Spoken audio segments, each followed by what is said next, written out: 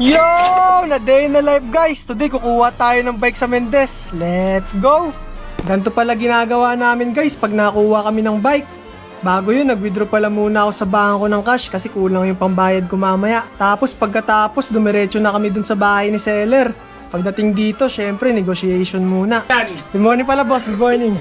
Binombahan ko pala muna yung dalawang gulong guys. Kailangan kasi test drive eh. Pagis na bombahan. Test drive.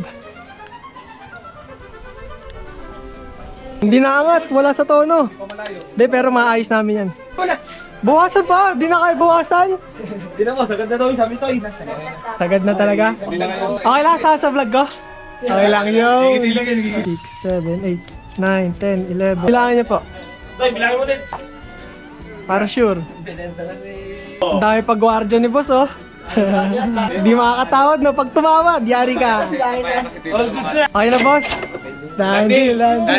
Thank you. Pagkatapos nga pala namin bayaran yung bike, nilagay na agad namin sa kotse. Good mood na naman si Lodi mo, paldo na naman. Since nandito na pala ako sa Tagaytay, namalengke na rin kami sa Mahogany. Mura kasi yung mga baka dito guys eh. Magkano isang kilo? 350 yan, bibigyan ako discount. 350? 320? Isang kilo? 320? Wala nang 320 pa naman. 330? Sige, may sirloin kayo. Kami, Magkano sirloin? ang serve natin 420, 400 na lang sa'yo. Yun! Hindi ka pa natawad eh, tinawaran ko na. Alam mo na agad tatawad ako eh na. Yung malaman na buto-buto boss ah. Tingin ka muna sa camera. Shout out! Yun. Paldo. Sarap talaga bumili dito. We're home. Pagka-uwi nga namin guys, inassemble na agad namin yung bike.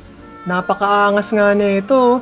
Tapos mas pumogi pa nung kinabitan ko ng speedometer pati ilaw. Mas gumanda yung tindig guys.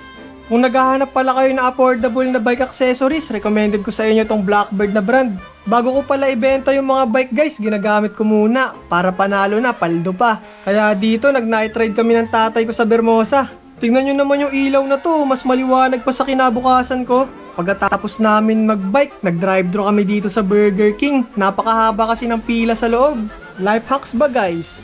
Pagkatapos namin kumain, umuwi na rin pala agad kami. Abangan yung next vlog ko guys pag nabenta ko na tong bike na to. Yun lang. Thank you. Bye!